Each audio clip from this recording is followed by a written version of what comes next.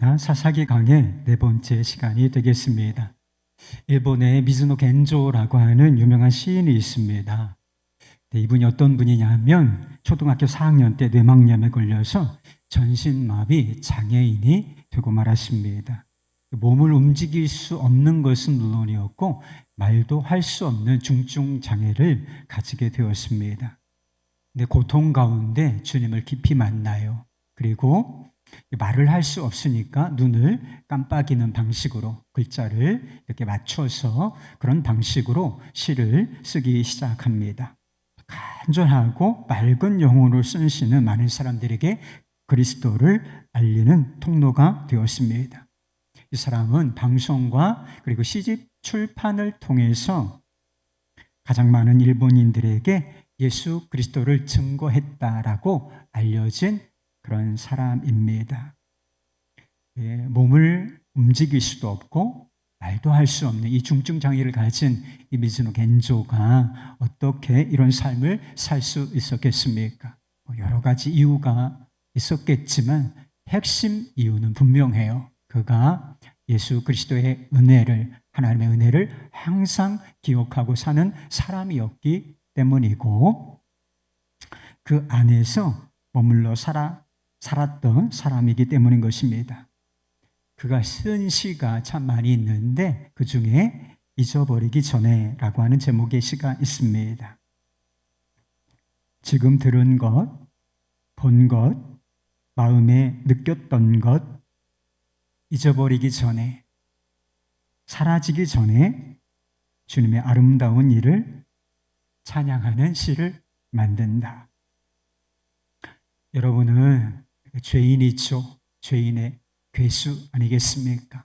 이런 죄인들에게 베푸신 하나님의 은혜를 항상 기억하고 사십니까?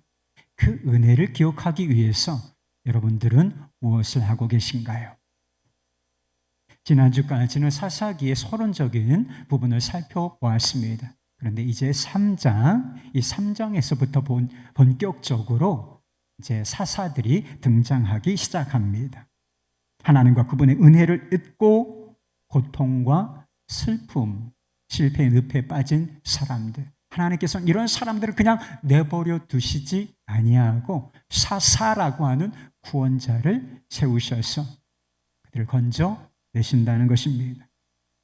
첫 번째 사사가 온니엘이라고 하는 사람인데 온니엘에 관한 성경 말씀은 오늘 본문이 그래도 길지 않아요. 너무 길어서 좀 생략을 했습니다. 이 온니엘이 메소포타미아 왕 구산 리사다임의 압제에서 하나님께서 주신 은혜로 승리를 거두고 이스라엘 백성들을 해방시킵니다. 그리고 그 결과 이스라엘 땅에 40년 동안 평화의 시대가 임하게 되었다는 것입니다. 하나님의 역사가 은혜와 사랑의 역사라면 인간의 역사, 우리의 역사는 뭐라고 말씀을 드렸어요? 타락과 실패의 역사라고 말씀드리지 않았습니까? 온니엘이 죽자 또 다시라고 하는 말이 등장합니다. 12절 앞부분 이스라엘 자손이 또 여호와의 목전에 악을 행하니라. 이스라엘 백성들이 또 타락하고 우상을 섬기자 이번에는 모압 왕 에글론의 지배를 받게 됩니다. 본래의 모압이라고 하는 민족은 그렇게 강성한 민족이 아니었습니다. 민수기 22장에 보면 이스라엘 백성들이 광야를 지나면서 가나안 땅에 정착하기 전에 모압 평지에 진을 쳤다고 했습니다. 그때 모압 사람들이 그 진을 친 이스라엘 백성, 하나님의 백성들을 보고 두려워 떨었다고 했습니다. 저들이 쳐들어오면 어떡할까? 우리는 이제 다 죽었구나. 이렇게 부들부들 떠는 그런 상대였다는 것입니다. 그런데 지금은 이스라엘 범죄로 말미암아 상황이 완전히 역전되었습니다. 이스라엘은 약화되고 그리고 대적이었던 이 모압은 강성해져서 대적으로부터 이방 민족으로부터 압제를 당하는 상황이 되어버리고 만 것입니다. 에글론이 암몬과 아말렉 자손들과 함께 연합군을 만들어서 이스라엘을 쳐들어오게 되는데 전략적 요충지였던 것 같아요. 종려나무 성읍을 점령하게 됩니다. 그래서 이 성읍을 빼앗긴 한 가지 사건으로 말미암아 이스라엘이 모압 왕 에글론의 손에 떨어지게 되는 것이죠. 이 종려나무 성읍이 다른 이름으로는 여리고라고 하는 이름을 가지고 있습니다. 여리고가 어떤 곳인가? 가나안 땅을 정복할 때 오직 하나님의 은혜로 한 게 있죠. 있기는 하루에 한 바퀴씩 성을 돌고 마지막 날에 7바퀴 돌고 와 하고 함성을 지른 것밖에는 없어요. 하나님께서 성읍을 무너뜨리시고 여리고에 살던 주민들을 정복하고 쫓아내게 하신 하나님의 은혜와 능력으로 정복하였던 성읍이었습니다. 그런데 은혜를 이스라엘 백성들이 잊으니까 은혜로 정복한 이 성읍을, 은혜를 드러내는 이 성읍을 빼앗기고 말았던 것입니다. 압제와 고통에 눌린 사람들이 하나님께 부르짖습니다. 하나님께서 왜 우리에게 징계와 고난, 문제 같은 상황들을 허락하시는가? 모든 상황에 천편일률적으로 이런 원리를 적용할 수는 없지만 그래도 중대한 원리가 있어요. 왜 이런 것들이 우리의 삶에 하나님께서 우리를 사랑하시는 것이 분명한데 문제와 고통, 고난이 우리에게 찾아오는 것인가? 하나님께서 우리에게 원하시는 것이 있기 때문인 것입니다. 그게 바로 마음을, 삶의 방향을 하나님께로 돌이키는 것, 회개라고 말하는 것이죠. 이 회개를 원하시기 때문인 것입니다. 하나님께서 이스라엘 백성들의 부르짖음, 회개를 들으시고 사사, 두 번째 사사를 세우시는 것을 보게 됩니다. 5절 상반절, 이스라엘 자손이 여호와께 부르짖음에 여호와께서 그들을 위하여 한 구원자를 세우셨으니 그는 곧 베냐민 사람 게라의 아들 왼손잡이 에훗이라. 첫 번째 사사였던 온니엘은 여러 가지 면으로 둘러보았을 때 엘리트라고 할 수 있는 사람이었습니다. 가장 강성한 지파였던 유다 지파에 속한 사람이었고 그 유명한 갈렙의 조카이자 사위였습니다. 그리고 믿음에서 나오는 용기가 있는 사람이었고 그리고 도덕적인 흠결이 기록되지 않은 거의 유일한 사사입니다. 다른 사사들은 다 도덕적인 흠결이 있었어요. 삼손이 얼마나 대단한 사람입니까? 그런데 성적으로 타락한 면이 있는, 그래서 성경은 이 사사들의 문제점, 도덕적인 흠결을 가감없이 솔직하게 기록하는데 이 온니엘에게는 이런 것이 전혀 기록되어 있지 않다. 도덕적으로 깨끗한 사람이었다는 것이지요. 그래서 하나님께서 사사, 구원자를 세우신다면 바로 이런 사람일 거다라고 충분히 예상할 수 있는 사람, 그 사람이 바로 온니엘이었습니다. 그런데 하나님께서 두 번째로 세우신 사사, 이 사람은 예기치 않은 사람이라고 할 수 있습니다. 하나님께서 왼손잡이 에훗을 구원자로 세우셨다는 것입니다. 지금은 왼손잡이에 대한 인식이 그렇게 부정적이지는 않은 것 같습니다. 그러나 제가 어렸을 때만 해도 왼손을 이렇게 글자를 쓰거나 또 젓가락질을 하려고 하면 혼났어요. 부정적인 이미지가 예전엔 우리에게도 있었다는 것이죠. 근데 요즘에는 이게 생각이 좀 바뀐 것 같습니다. 그래서 왼손잡이들이 똑똑하다. 그리고 예술성이 있다. 훌륭한 지도자들 중에 왼손잡이들이 많다라고 하는 이야기가 있어요. 미국의 전 대통령이었던 버락 오바마 왼손잡이입니다. 사진을 찾아보니까 왼손으로 이렇게 중요한 문서에 사인을 하고 있는 모습을 보게 되었어요. 그러나 성경에서 오른손과 왼손에 대한 이미지, 상징성은 완전히 극과 극이라는 것이죠. 오른손에 대한 이미지, 오른손이 상징하는 것은 다 긍정적인 것입니다. 하나님에 관해서 다 오른손에 관한 상징이 쓰여 있어요. 하나님께서 자기 백성들을 오른손으로 축복하신다라고 맹세하셨고, 그리고 오른손으로 자기 백성의 원수를 멸하신다라고 하셨습니다. 그리고 하나님의 오른편에 영원한 즐거움이 있으며, 그리고 하나님께서 택하신 자들, 택하신 분을 그 오른편에 두신다라고 하시는 말씀이 나옵니다. 우리가 은혜가 필요하고 도움이 필요한 사람들이 아니겠습니까? 하나님께 손이 있다면 어떤 손으로 우리를 붙드시며 우리의 삶을 이끄실까? 오른손이에요. 오른손으로 우리를 붙드신다. 그런 말씀이 나옵니다. 한마디로 오른손은 능력과 영광과 축복의 상징이었던 것입니다. 그런데 왼손은 그 정반대의 이미지가 있다는 거예요. 정반대의 상징으로 쓰이고 있다는 것입니다. 예수님께서 마지막 심판을 예고하실 때 양과 염소의 비유를 쓰시지 않았습니까? 그래서 영원한 생명에 들어갈 자 어느 편에 있어요? 자기 오른편에 두시겠다라고 말씀하셨고, 영원한 저주와 형벌에 들어갈 자는 자기 왼편에 구별하여 두시겠다라고 말씀하시기도 하셨다는 것이지요. 뿐만 아니라 에웃은 왼손을 자유롭게 쓴다는 의미에서 왼손잡이가 아니었어요. 오른손도 잘 쓸 수 있지만 왼손이 더 자유로워. 보통의 경우는 다 오른손잡이들이지만 왼손잡이들은 오른손을 쓸 수 있지만 오른손보다는 왼손이 더 힘이 있고 자유롭다. 이런 의미에서 왼손잡이가 아니겠습니까?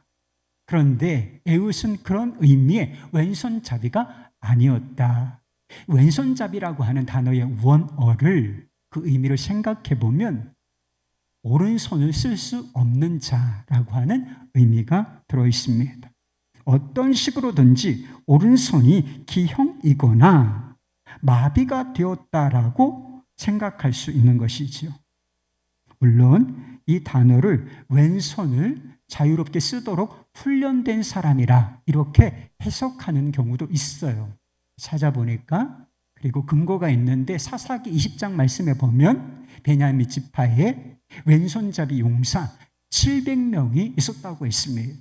그래서 이 사람들이 돌을 던지면 틀림없이 정확하게 맞히는 훈련된 용사들이다 라고 하는 말씀이 나옵니다. 그러나 에웃은 이렇게 훈련받은 왼손잡이라기보다는 오른손에 장애가 있는 사람이었다라고 해석하는 편이 더 합리적인 것처럼 보입니다. 에웃은 베냐민 지파 출신인데 베냐민이 무슨 뜻이냐? 베냐민이 무슨 뜻일까요? 뜻이 있는데 그게 오른손의 아들, 능력과 권능의 아들이라고 하는 의미가 있는 것입니다. 오른손의 아들들 중에서 왼손잡이, 그것도 오른손을 쓰지 못하는 장애가 있는 왼손잡이 에훗, 이 사람을 하나님께서 사사로 선택하셨다라고 하는 것은 놀랄 만한 사실이었음에 분명합니다. 하나님께서는 왜 저 사람이 무슨 사사가 될 수 있겠어? 이런 인물, 예기치 않은 인물을 사사로 택하셔 세우신 것일까? 궁금하지 않습니까? 에웃이 모압 왕 에글론에게 공물을 바치러 가는 것입니다. 조공을 바치는 것이죠. 공물을 바친 후에 함께 갔던 사람들, 물건을 실어 나르는데 동원되었던 사람들을 다 돌려보내고 길갈이라고 하는 곳에서 그는 다시 발길을 돌이켜서 에글론에게 나아간다는 것입니다. 그리고 내가 아주 은밀한 일을 왕에게 알릴 일이 있으니 나에게 독대를 허락해 주십시오라고 청합니다. 그때 어떤 상황이었느냐? 에웃이 날카로운 칼, 이 한 규빗쯤 되는, 이만큼쯤 되는 이 칼을 오른쪽 허벅지에, 왼손잡이니까 오른쪽 허벅지에 차고 있었다는 것입니다. 그런데 몸수색 한번 당하지 않고 무사 통과, 왕과의 독대가 허용된다는 것입니다. 이때 몸수색이 왕 앞에 나가는 것이 대단히 허술했기 때문일까요? 그렇지 않습니다. 지금보다 훨씬 더 까다로워요. 훨씬 더 까다로운 상태에서 막 쥐잡듯이 그렇게 해야 왕 앞에 나아갈 수 있는 상황이었을 것이 분명한데, 이 사람은 그냥 아무런 검문도 없이 왕 앞에 독대하도록 허용이 된다는 것입니다. 왜, 어떻게 이런 상황이 벌어진 것일까? 에훗이 신체적인 결함을 가지고 있었기 때문일 가능성이 높아요. 장애가 있는 손으로, 저 왼손으로, 칼을 쓸 수 없는 저 손으로 무엇을 할 수 있겠는가? 오른손에 장애를 가지고 있는 그를 모압 사람들이 위험한 인물로 보지 않았기 때문인 것입니다. 그래서 에훗이 훈련된 왼손잡이가 아니라 장애가 있는 왼손잡이라고 해석하는 것이 옳아 보이는 이유가 바로 이것 때문인 것입니다. 에훗은 비둔한 에글론, 이 왕을 단번에 찔러 죽이고 나올 때 문을 다 닫아 걸어버립니다. 도망칠 시간을 벌기 위함이었어요. 이 작전에 성공하고 그리고 이스라엘 땅에 복귀한 다음에 군대를 이끌고 나가서 모압 사람들을 치는데 용맹한 용사 10,000명을 다 쳐 죽였다는 것입니다. 모압을 굴복시켰고 그 결과 이스라엘에 80년 동안 평화가 임하는 것입니다. 이것이 하나님께서 무능하고 약해 보이는 왼손잡이 구원자를 통하여 하신 일인 것입니다. 무엇을 보여주나요? 하나님의 구원이 예측하지 못한 인물, 그리고 예측하지 않은 방식으로 얼마든지 올 수 있다는 사실을 보여주는 것이 아니고 무엇이겠습니까? 하나님께서 이스라엘뿐만 아니라 세상 모든 사람들을 위하여 보내신 구원자를 생각해 보십시오. 예수님은 분명히 오른손의 아들, 능력과 영광, 힘과 지혜, 부와 존귀를 다 가지고 계신 하나님의 아들이셨습니다. 그러나 이 땅에 오실 때에는 오른손이 제한된 분으로 오셨다는 것입니다. 왼손잡이의 모습으로 오셨다는 거예요. 이사야 선지자는 구원자로 오실 이 메시아에 대해서 이렇게 예언한 적이 있습니다. 이사야 53장 2절 말씀. 그는 주 앞에서 자라나기를 연한 순 같고 마른 땅에서 나온 뿌리 같아서 고운 모양도 없고 풍채도 없은즉 우리가 보기에 흠모할 만한 아름다운 것이 없도다. 이 말씀에 의하면 예수님의 모습을 그린 성화들이 있잖아요. 성화들은 다 엉터리입니다. 예수님이 너무 잘생겼어. 준수하잖아요. 저보다 좀 나으시잖아요. 근데 이 말씀을 보세요. 어디 예수님이 그렇게 용모가 아름다우십니까? 흠모할 만한 아름다운 것이, 강한 것이 없는 것처럼 우리 눈에 보일 것이다. 성화 있다면 다 갖다 버리세요. 쓸모없는 것들입니다. 신학자 윌리엄 바클레이라고 하는 사람의 글에 고독한 생애라고 하는 글이 있습니다. 이것은 윌리엄 바클레이가 직접 쓴 것은 아니고 이리저리 돌아다닌 것을 바클레이가 정리한 것이라고 알려져 있어요. 내용은 이렇습니다. 조금 긴데 제가 한번 읽어드려 볼게요. 세상과는 동떨어진 마을에 유대인의 자식으로 태어난 사람이 있었다. 아버지는 목수고 어머니는 농사꾼이었다. 그는 미지의 작은 마을에서 자라나 30살이 될 때까지 목수로 살았다. 이후 여러 곳을 유랑하는 설교자로 3년을 지냈다. 그는 책을 쓴 적도 없고 일정한 일터나 자기 집을 소유한 적도 없었다. 고등교육을 받았거나 결혼하여 가정을 이룬 적도 없고 도시 생활을 해본 적도 없으며 자신이 살던 곳에서 300km 이상을 벗어난 적도 없었다. 역사적 위인에게 있기 마련인 정치적으로나 사회적으로 경이로운 일을 도모한 적도 없었다. 명망 높은 사람의 소개장이나 추천장도 없던 그가 내어놓을 수 있는 재산이라고는 그의 몸뿐이었다. 몸뚱이와 타고난 성정 이외에는 이 세상과 관련된 그 무엇도 지닌 것이 없었다. 그가 떠돌이 설교자 생활을 시작한 지 얼마 지나지 않아 세상이 그에게 적개심을 품기 시작했다.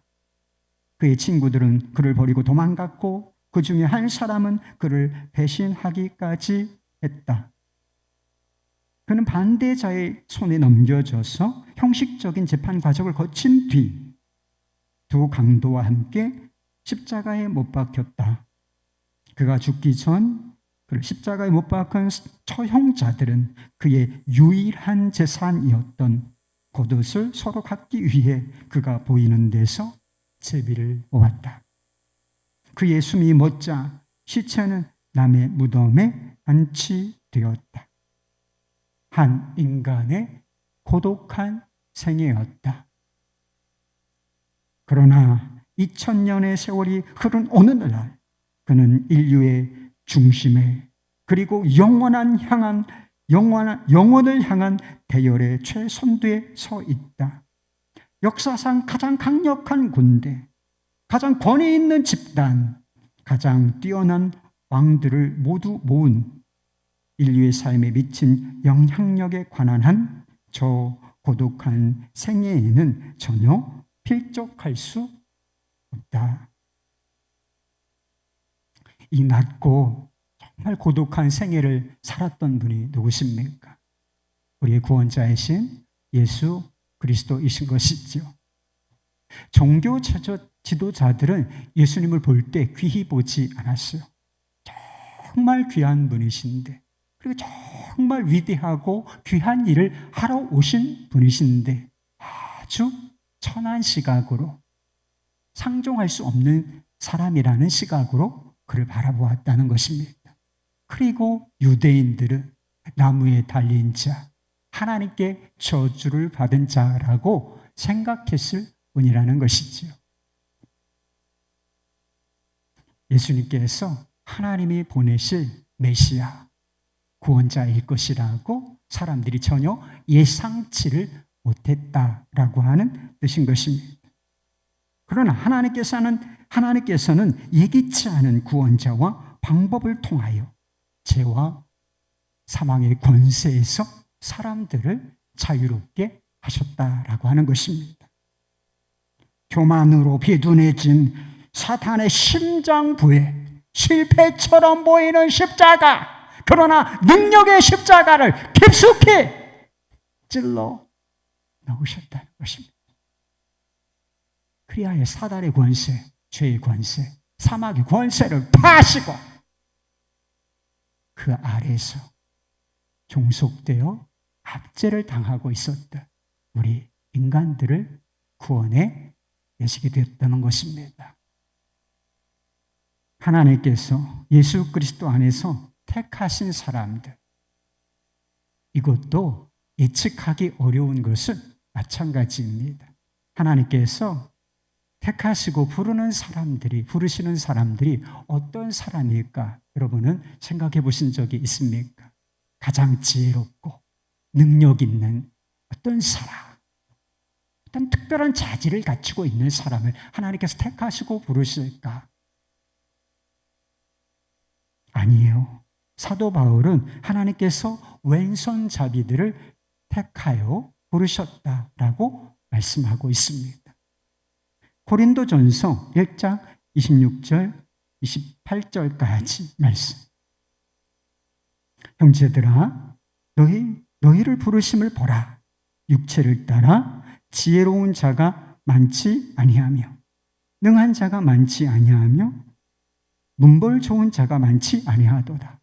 그러나 하나님께서 세상에 미련한 것들을 택하사 지혜 있는 자들을 부끄럽게 하려 하시고 세상에 약한 것들을 택하사 강한 것들을 부끄럽게 하려 하시며 하나님께서 세상에 천한 것들과 멸시받는 것들과 없는 것들을 택하사 있는 것들을 폐하려 하시나니. 바울이 볼 때 고린도 교회 성도들, 이 사람들은 어떤 무리였어요? 별 볼 일 없는 사람들이었다는 걸. 육체적인 세상적인 기준으로 보았을 때 왼손잡이 무리들에 불과했다라고 하는 것입니다. 그 귀한 보혈의 능력과 영광을 받아 누릴 사람들을 택하셨는데 어떤 사람들? 미련하고 약하고 천하고 없는 자. 이런 사람들을 택하셨다는 것입니다. 여러분 어때요? 다 우리가 왼손잡이들 같은 그런 구석에 있는 데가 있는 사람들이 아니겠습니까? 미련하고 약하고 가난하고 중심부에 서지 못하는 아웃사이더, 주류가 되지 못하는 비주류 인생이라고 여러분 고민이 되십니까? 이게 싫은가요? 그런데요, 하나님께서는 우리가 여러분이 그렇기 때문에 택하셨다, 그리스도 안으로 부르셨다라고 말씀하고 계시다는 사실을 잊으시면 안 될 것입니다. 하나님께서 왜 미련하고 약하고 가난한 자들을 택하시는 것이겠습니까? 구원이라고 하는 것이 인간의 지혜나 능력이나 어떠함 속에서 나오는 것이 아니라고 하는 사실을 보여주시기 위함인 것입니다. 조금 전에 읽어드린 그 말씀, 그 뒤에 29절에 이런 말씀이 나옵니다. 이는 아무 육체도 하나님 앞에서 자랑하지 못하게 하려 하심이라. 내가 뭔가 자격이 있다, 내가 뭔가 한 일이 있어, 이런 인간의 자랑을 폐하시기 위하여 그렇게 약한 사람들 골라내서 택하셨다는 것입니다. 이 말씀을 긍정적으로 적극적으로 바꾸면 어떻게 되는가? 오직 하나님의 은혜, 그 영광을 드러내게 하시기 위하여, 자랑하게 하시기 위하여 이런 부류의 사람들을 택하셨다라고 말씀하고 있는 것이 아니고 무엇이겠습니까?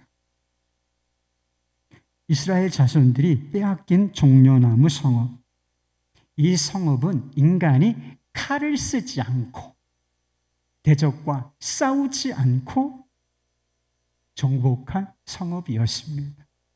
다른 성읍들도 다 은혜로 정복된 것은 맞지만 더 구체적으로 아주 선명하게 하나님의 은혜와 능력을 오롯이 보여주는 성읍, 이게 바로 종려나무 여리고 성이었던 것입니다. 종려나무 성읍과 같이 하나님의 은혜를 드러내게 하시기 위하여 왼손잡이 무리를 택하신다라고 하는 것입니다. 우리의 삶 속에 하나님의 은혜가 깨달아지고 드러나는 순간이 언제인지 아십니까? 육체적으로, 사회적으로, 그리고 마음으로 강할 때가 아니에요. 도리어 약하고 가난할 때인 것입니다. 처음에 말씀드린 미즈노 겐조는 종려나무 성읍처럼 하나님의 은혜를 오롯이 드러내는 사람이었습니다. 왜 그런 줄 아세요? 그가 아주 약하디 약한 사람이었기 때문인 것입니다. 모든 사람이 미련하고 약하죠. 그러면 우리 중에 하나님의 은혜, 구원이 필요 없는 사람들이 누가 있겠습니까? 우리는 다, 모든 사람이 다 연약한 존재에 불과하지요. 다만 자신이 연약하다라고 하는 사실을 모르는 사람들만 있을 뿐인 것입니다. 하나님께서 우리에게 약함과 고난을 보내시는 이유, 우리에게 은혜가 필요하다. 너 구원이 필요한 존재다 라고 하는 사실을 아주 피부에 와닿게 깊숙이 깨닫게 하시기 위하여 이런 일들을 우리에게 허용해 주신다라고 하는 것입니다. 미즈노 겐즈가 쓴 시 중에 이런 제목을 가진 시가 있어요. 만일 내가 괴롭지 않았더라면, 만일 내가 괴롭지 않았더라면 하나님의 사랑을 받아들이지 않았을 것을. 만일 모든 형제 자매들이 괴롭지 않았더라면 하나님의 사랑은 전해지지 않았을 것을. 만일 우리 주님이 괴롭지 않았더라면 하나님의 사랑은 나타나지 않았을 것을. 약함과 고난을 통하여 하나님의 사랑이 충만하게 나타나고 그것이 우리의 마음속 깊은 곳까지 받아들여지며 그것이 세상 가운데, 형제들 가운데 전해지는 것. 이 일, 약함과 고난의 신비인 것입니다. 사탄이 우리의 삶을 점령하기 위하여, 노예로 삼기 위하여 노리고 있는 것이 있다는 사실을 잊으시면 안 돼요. 그게 바로 종려나무 성읍인 것입니다. 이거 하나를 치면 삶 전체를 지배할 수 있다. 뭐예요, 여러분? 우리 마음속에서 은혜에 대한 감각을 빼앗아가는 것입니다. 그래서 비둔한 에글론처럼 배에 기름기가 껴서 교만해지는 것. 그러면 다른 영역 건드릴 것 없이 마음대로 우리의 삶을 지배하며 엉망진창으로 우리의 삶을 만들어 버릴 수가 있기 때문인 것입니다. 마이클 오라고 하는 사람이 있어요. 그는 미국에서 태어난 한국인입니다. 이 사람은 정말 특별한 사람이에요. 미국에 명문대 그룹이 있는데 이 그룹을 아이비 리그라고 부른다는 것입니다. 그런데 아이비 리그에서 받은 학위만 5개라는 거예요. 5개. 그리고 이 가족들까지 합치면 하버드, 예일, 프린스턴 다 명문대들이지. 거기서 받은 학위가 15개나 된다고 합니다. 누가 봐도 이 사람은 성공할 제목이다. 너무 똑똑하니까. 아는 게 많고 능력 있는 자이니까 이 사람은 성공할 제목이야 라고 주목하고 있었다는 것입니다. 근데 이 사람이 예수 그리스도를 깊이 만납니다. 그리고 세상의 성공과 부귀 영화보다 예수 그리스도 안에 더 귀한 보화가 있다는 사실을 발견해요. 그리고 남은 인생을, 그 이후의 인생을 예수 그리스도를 위하여 살기로 결정합니다. 지금은 세계 복음주의 운동 단체인 국제 로자 운동의 대표 총재로 사역을 하고 있습니다. 이 사람이 간증을 한다면 무엇을 간증을 하겠습니까? 내가 아이비리그 출신이다. 그리고 나는 학위가 5개나 있다. 그리고 하나님께서 나를 이렇게 쓰시고 있다. 이런 것을 간증하겠습니까? 아니었어요. 그는 이런 고백을 드렸습니다. 인생은 얼마나 많은 돈을 벌 수 있느냐에 관한 것이 아니다. 얼마나 안락하고 편안하게 살 수 있느냐에 관한 것도 아니다. 어떻게 하면 유명 인사가 되느냐에 관한 것이 아니다. 내가 아무것도 아님을 아는 인생. 그것은 보잘것없고 가치 없고 의미 없고 대책이 없는 인생이라는 것이 아니라 아무 소망이 없는 내가 전능하신 주께서 이끄시는 삶임을 인정하는 것이다. 자기가 인정하고 있다는 것. 이 마이클 오가 쓴 책이 하나 있는데 제목이 무엇인가? I'm nothing이라는 것입니다. 나는 아무것도 아닙니다. 나는 아무것도 아닙니다. 여러분, 이것이 우울한 고백이겠습니까? 그렇지 않아요. 하나님의 은혜를 아는 자의 기쁨에서 나오는 고백이었습니다. 신앙생활의 목표는 대단한 게 아니에요, 여러분. 신앙생활의 목표가 무엇인가? 그리 대단한 게 아니라 부자되고 성공해서 하나님께 영광을 돌린다. 주님께서 언제 그런 목표를 주신 적이 있어요? 내가 하나님을 위해 무엇을 했느냐가 아니라 하나님께서 예수 그리스도를 통하여 나 같은 자를 위하여 한 일이 무엇인가?